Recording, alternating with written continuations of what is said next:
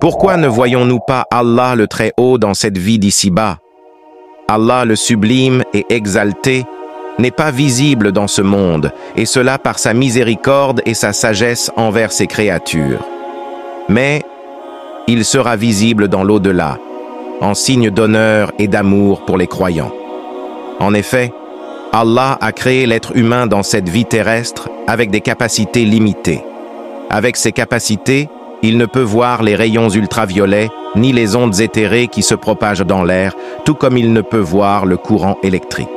Pourtant, nous croyons fermement en leur existence car nous en voyons les effets. Si la structure auditive et visuelle de l'homme, ainsi que sa composition physique, ne lui permettent pas de voir de telles choses créées par Allah le Tout-Puissant, comment l'homme pourrait-il voir le Créateur lui-même avec ses capacités limitées qui ne peuvent supporter la vision de la divinité? L'imam Ibn Taymiyyah, qu'Allah lui fasse miséricorde, a dit « Ce n'est que par l'incapacité de nos yeux que nous ne le voyons pas dans ce monde, et non parce que sa vision nous est défendue. C'est comme le soleil.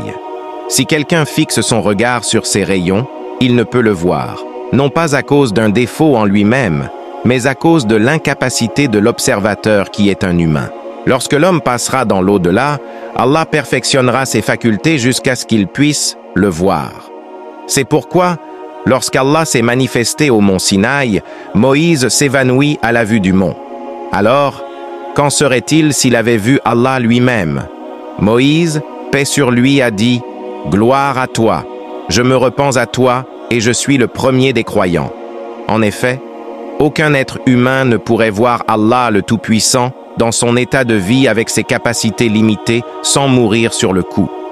C'est pourquoi les humains sont incapables de voir un ange dans sa forme, excepté ceux qu'Allah a facilités parmi ses serviteurs, les prophètes.